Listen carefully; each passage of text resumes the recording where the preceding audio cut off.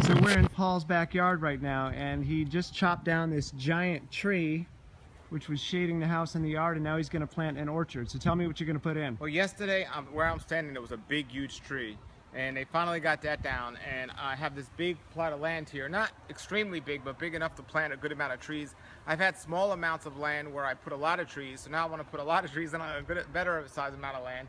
I already have some lemon and some limes, and I have a sugar apple, and basically I want to get food that I'm going to be able to eat as a meal. I mean, it's nice to have foods that are a snack, and if I have the room, I'll do that. But I want a good variety, but I also want foods that I could use as a meal. So avocados is definitely something I use on almost a daily basis. Lemons are something I use on almost a daily basis. Mangoes, they come in such abundance. When they do come, you can make a meal out of that.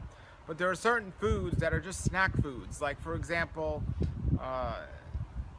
longans, for example. You get tons of longans on a tree, but they're more like a snack. They're not necessarily a meal. And if I am going to plan on having a longan tree and a lychee tree, but those are my snack dessert trees. But for the meal trees, I'm planning on having 3 different mangoes at different seasons. I'm going to have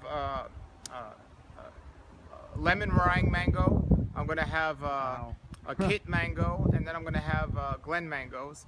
So I'm going to have those all around the property, and I have a guy coming out to help me do the landscape and figure out where it is to put it, the best places. I'm going to have some soursop trees. I love soursop. They're my new favorite fruit. I already have some other trees, so I'm excluding some from this property, but I am going to have a starfruit tree because that's the most abundant tree in terms of how much it gives and how often it gives. It gives 3 times a year, sometimes 4. Oh, wow. Whereas most trees like a mango tree will only be once a year.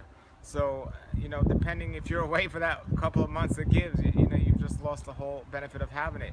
So I want to have trees that are producing a lot more often, possibly, or at least strategically planting it, and not just putting a whole bunch of fruit trees that are only in the summer. Yeah. So, like, for example, my avocados, there's an avocado that goes from summer to fall, and then there's another avocado that goes from fall to spring. So I'm covering a lot more time with that. So it's just more feasible and wiser to do that. Now, it's very interesting over here. I have a septic tank right here, and obviously you can't put a garden or you can't put trees over a septic tank.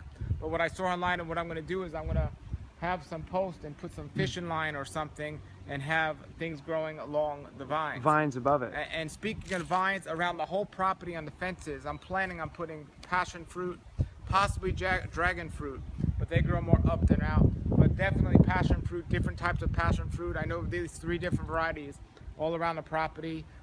They grow abundantly, but they're just, that's one of my favorite foods. I didn't used to like it. They're very sour. They have a sweet one as well, which I love, but I recently had some sour ones and fell in love with them. So I'm definitely going to put those around. Again, those could be more of a snack food, but I've eaten enough to make a meal out of those. So there's so much I could do here, but right where I'm standing pretty much, going along the edges, I'm going to have a garden. And we get good sun here, so I want to have a garden. You don't need, people don't understand that, you don't need to plant a lot of greens to have enough greens for the rest of your life. Yeah. And that's a big misconception. People think if they don't have a big garden, they can't do that. I have another small garden somewhere else, and I get collards and I get some cabbage. And I mean, I'm eating those greens for at least 50% of my diet. I mean, and they just keep growing and growing and growing. In the summertime, greens and many garden vegetables don't really do good here in South Florida. So I was struggling with this idea. Should I get a little greenhouse, or what am I going to do in the summertime? And I spoke to one of my neighbors, and he gave me a great solution. He says, well, in the wintertime, when you could plant your garden and it's thriving wonderful, there are certain things like okra you could plant in the summertime, that's fine. But then he said, in the summertime, you got all this fruit, so you don't need as much garden food. And it's just a great answer. And so that's what I plan on doing. And we got some property in front. My favorite of all is coconuts. And at one point, I just thought about putting coconuts upon this whole land. And you see there's a coconut tree up there. I've counted, there's over 200 coconuts on that tree currently. Wow. I actually didn't count. My neighbor counted it, told me that.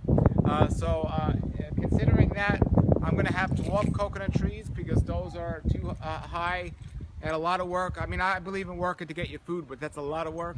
But I'm going to have dwarf coconut trees. My plan is to have at least 4 on the property. We'll see how that turns out. And trust me, even if there is 200, my neighbor counted, I didn't.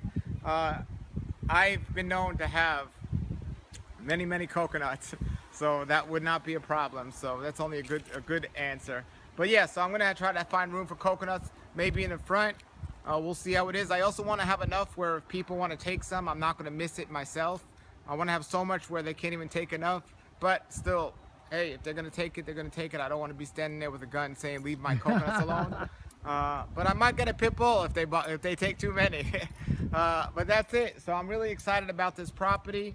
And it was just a blessing how it came to us. And the next time you see us, we should have things in the ground. And hopefully in a couple years, this place will be thriving. And if you're coming to South Florida and you're a raw foodist, look me up, rawlife.com or healthwatchman.com. All right, everybody. Until then, have a great day and a great raw life. Thanks, Paul. Well, now we're at the front of the house, and I just put 2 miracle berry bushes in. And basically, they're really a fun plant.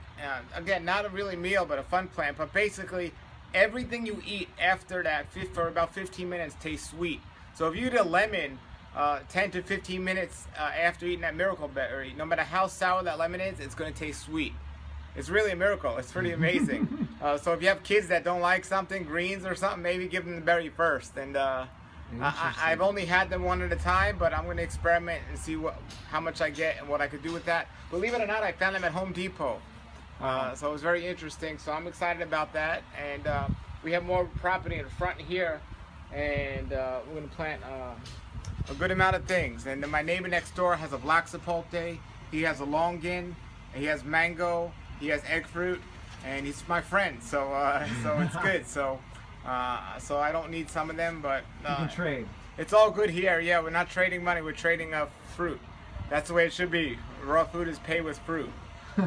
I'm also going to get some Monster de Rosa, and they look like this, but they grow and they taste like a pineapple and banana. Absolutely amazing.